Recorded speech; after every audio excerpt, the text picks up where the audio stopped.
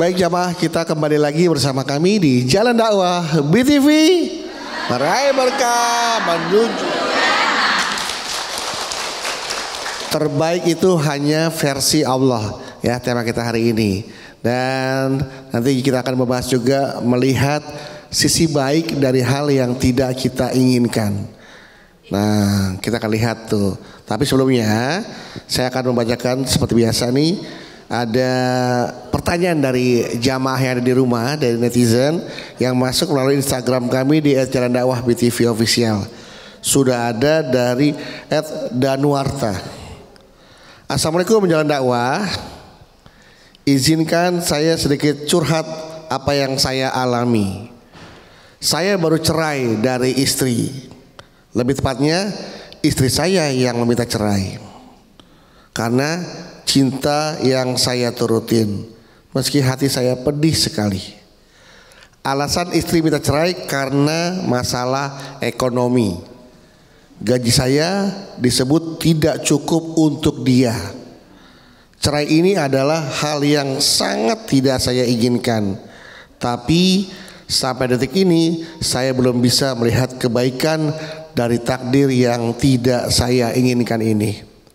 Di mana kebaikannya? Karena saya hidup sendiri, terlunta-lunta dan tidak punya arah. Mohon pencerahannya Abi. Bu.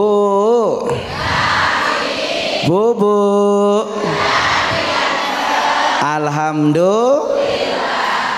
Apa yang menurut kita kadang-kadang baik, belum tentu menurut Allah jadi baik. Benar nggak Bu? Apa juga yang dipandang oleh orang lain itu buruk, boleh jadi menurut Allah itu yang terbaik. Tidak ada yang pesen orang itu rumah tangganya harus cerai. Kalau orang tahu bahwa ketika dia akan berumah tangga di tahun yang dia akan cerai, pasti dia nggak mau berumah tangga. Benar? Karena perceraian ini kita nggak bisa pesen.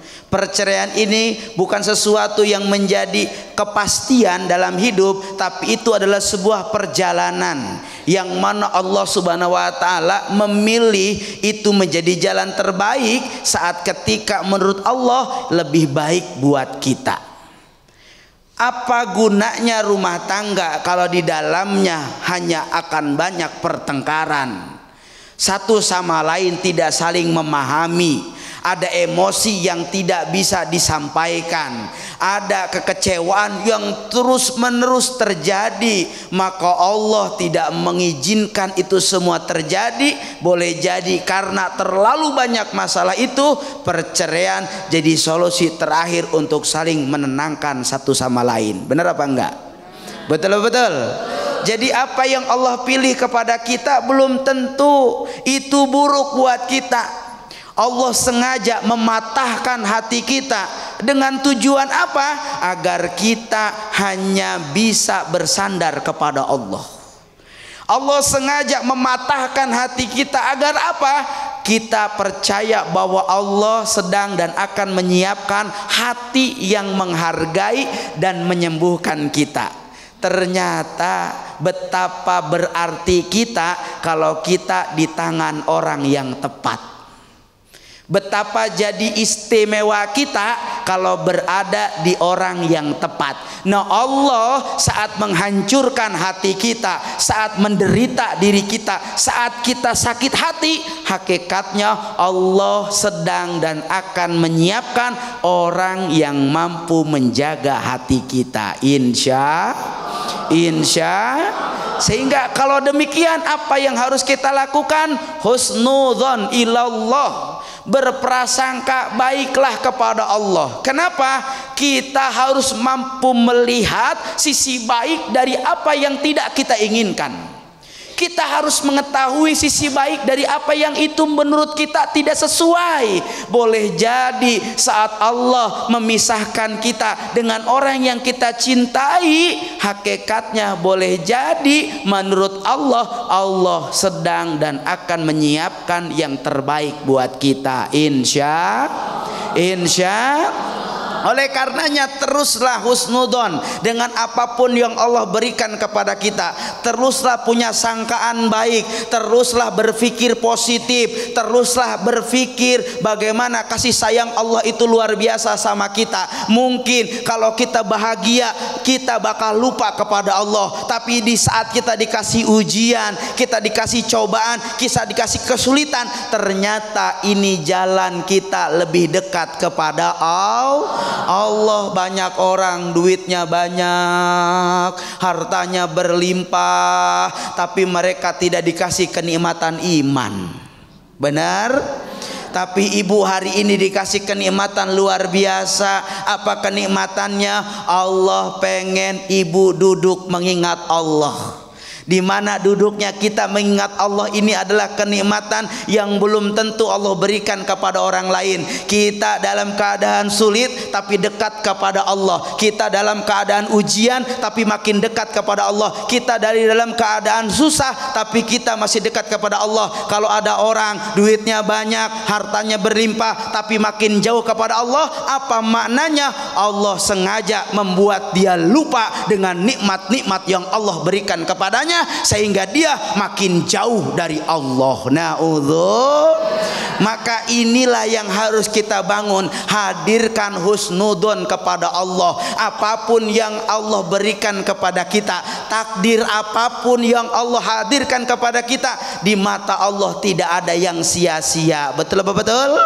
Saat kita ikhlas, saat kita ridho, saat kita tawakal, saat kita menyampaikan semuanya kepada Allah, maka yakin akan ada pelangi setelah hujan. Insya akan ada yang namanya kebahagiaan setelah kesedihan, karena Allah itu menciptakan semuanya berpasangan. Kalau hari ini kita sedih, yakin besok Allah akan bahagiakan kita.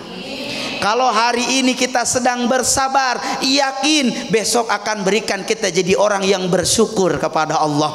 Kalau hari ini kita menangis, yakin bahwa besok kita menjadi orang yang tersenyum. Amin. Maka hidup itu berputar. Ada masa kita di bawah, ada masa kita di atas. Tapi orang yang mulia siapa? Orang yang dalam keadaan apapun dia ingat kepada Allah Subhanahu. Apa doanya? La haula wala quwata illa billah. Teruslah kuatkan hati kita, Bu. Kalau ikut nggak nerima, pasti nggak nerima. Kalau ngikutin keadaan pasti kita nggak bakal nerima. Tapi orang yang bisa hidup menerima dengan semua keadaan, dia yang selalu bersyukur kepada Allah. Insya. Kata Nabi dalam hadisnya, man lam yazkur qalil falam yazkur kathir. Kalau ada orang lalu ketika diberi nikmat sedikit dan dia tidak bisa bersyukur kepada Allah, maka saat pun nanti ketika dia berikan nikmat yang besar, dia tidak akan bersyukur kepada Allah. Boleh jadi ujian, cobaan, kesulitan, kesedihan, kekecewaan yang hari ini Allah hadirkan kepada kita, hakikatnya satu apa? Allah pengen kita dekat sama Allah. Alhamdulillah. Allah pengen kita menyebut nama Allah. Alhamdulillah. Sehingga tidak ada kalimat saat orang dalam kesedihan yang dia ingat hanyalah nikmat yang Allah berikan. Dia nggak bisa ngomong apa-apa, dia cuma hanya bisa menangis sambil dia mengatakan, ya Allah saya ikhlas, saya redho ya Allah. Saya yakin bahwa ini semua adalah ujian yang Engkau memberikan pesan bahwa saya mampu. Yakin, Bu, kita pasti mampu. Kita pasti mampu, kita pasti bisa. Permasalahannya kita kurang sabar. Betul betul? Betul-betul. Sehingga bersabarlah dengan apapun itu. Sebagaimana kata Allah dalam Al-Quran, inna ma'al usri, di balik kesulitan, di balik kesempitan, Allah sediakan kemudahan buat kita semua. Amin ya robbal, amin ya robbal alamin. Tepuk tangan Ibu ya. Jadi kalau Ali bin Abi Thalib pernah bilang ya Abi, kalau doa aku dikabulkan, aku bersyukur, alhamdulillah. Alhamdulillah. Kalau doa aku tidak dikabulkan, aku lebih bersyukur lagi. Betul. Karena Allah tahu mana yang terbaik buat aku. Masya Allah. Ya, jadi benar. tetap bersyukur ya Bi ya. Harus bersyukur. Harus bersyukur. Oke, baik. Siapa yang mau bersyukur nih? Karena dapat kesempatan untuk bertanya kali ini. Siapa yang mau bertanya? Siapa yang mau bertanya? Siapa? Silakan. Iya Ibu. Ya, silakan Ibu. Assalamualaikum warahmatullahi wabarakatuh. Waalaikumsalam warahmatullahi wabarakatuh. Perkenalkan, nama saya Endang Siti Ponisa dari Majelis Taklim Nurul Amal Cicurug, Sukabumi. Abi, Iya Ibu. boleh saya bercerita sedikit Abi? Boleh. Begini Bi, saya mempunyai sahabat yang sangat dekat sekali dengan saya. Beliau ini mempunyai seorang anak perempuan yang sangat cantik sekali. Beliau berusia, anaknya ini yang perempuan berusia 37 tahun. Tentunya dengan usia 37 tahun ini orang berpikiran usia yang setelah menikah sudah sangat tua sekali. Padahal si anak perempuan ini sudah 2 kali gagal dan menikah. Yang pertama dia seminggu lagi akan menikah, tiba-tiba dari mertuanya sendiri itu tidak meridhoi pernikahannya. Tapi belum nikah. Belum nikah. 1 minggu lagi.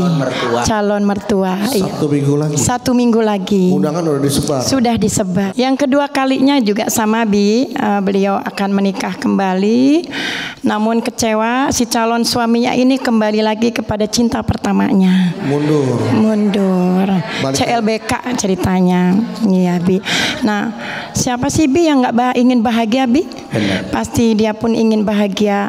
Akhirnya dia berpikir saya kan ingin menikah, ingin menyempurnakan agama. Tapi kenapa Allah selalu memberi saya ujian? Kenapa Allah tidak membantu saya? Jadi si anak ini berpikir demikian. Dia selalu berpikir bahasanya Allah tidak akan membantu saya. Mungkin Allah menginginkan saya hidup melanjang seumur hidup. Nah itu mungkin saya pun berpikir demikian. Kenapa kok ya ini anak tidak diberikan jodoh, kok belum diberikan jodoh terus gitu Bi? Selalu gagal. Udah cantik dan soleh. Cantikan saya dong. Nah Abi, agar saya meminta pencerahan Abi, bagaimana solusinya sehingga dia tidak berpikiran bahwasanya dia itu selalu menyalahkan Allah. Selalu saja menyalahkan Allah, saya kenapa tidak menikah, kenapa saya tidak diberi jodoh, gagal terus dan gagal terus. Mungkin itu Abi, biar mereka pun mungkin melihat ya, mendengarkan solusinya seperti apa sehingga dia tidak selalu menyalahkan Allah dan menyalahkan terus. Demikian Abi, terima kasih. Wabillahi taufiq wal hidayah. Wassalamualaikum warahmatullahi wabarakatuh. Waalaikumsalam warahmatullahi wabarakatuh. Silakan Abi. Bu.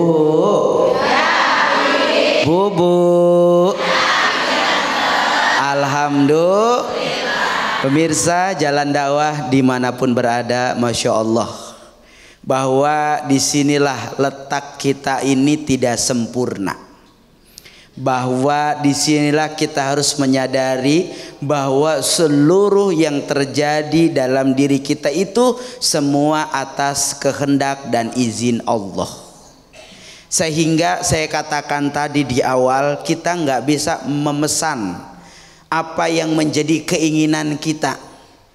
Semua yang terjadi dalam hidup kita ini tidak terlepas dari pandangan Allah, dari takdir Allah, dari kehendak Allah buat kita semua.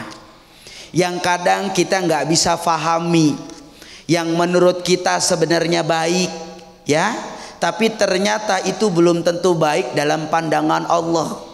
Sehingga oleh karenanya kenapa Allah sampai hari ini belum memberikan jodoh terbaik buat kita? Bukan Allah tidak memberikan, tapi Allah sedang menyiapkan.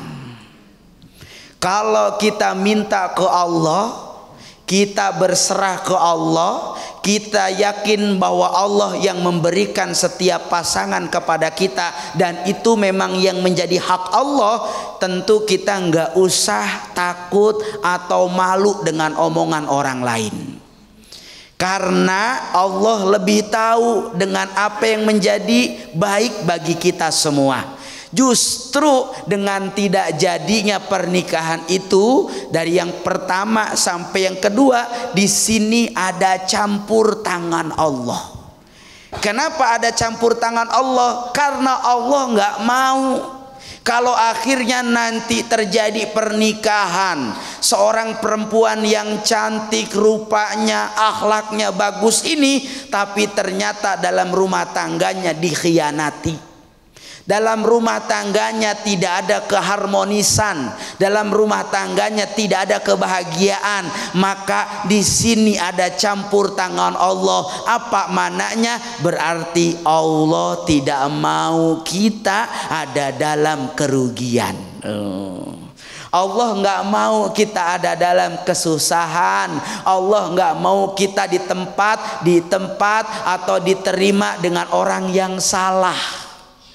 Kita nggak mungkin Allah takdirkan di tempat atau bersama orang yang salah, tapi Allah pasti akan memberikan pasangan yang tepat untuk kita semua, insya. Sehingganya kalau kita sadari bahwa ini adalah bagian dari kasih sayang Allah, tentunya jangan pernah kita menjadi orang yang menyalahkan takdir. Jangan, sehingganya Allah ingetin dalam Al-Quran, wala tayasu min rauhillah. Jangan pernah putus asa dari rahmat Allah. Jangan pernah putus asa dari takdir baik. Jangan pernah putus asa dari segala harapan. Kita punya doa, kita punya ikhtiar, kita punya usaha. Hak yang menentukan semua hanya Allah. Kita serahin sama Allah, ikhlas. Orang ikhlas itu dia tidak menyesal dengan keadaan apapun yang terjadi. Kenapa? Karena boleh jadi yang dianggap menurut orang itu jelek, yang dianggap oleh tetangga kita jelek, yang dianggap oleh orang lain jelek, boleh jadi itu yang lebih baik menurut Allah buat kita semua. Insya. Jadi sampaikan sama saudara ibu, tetangga ibu, belajar menerima apapun yang Allah berikan sama kita. Maka saat kita mampu menerima, hakikatnya Allah sedang dan selalu sayang kepada orang tersebut. Amin ya robbal alamin. Baik, lagi tepuk tangan dong untuk ibu. Ya. Baik jamaah, jangan kemana-mana. Tetaplah bersama kami di Jalan Dakwah BTV. Baik,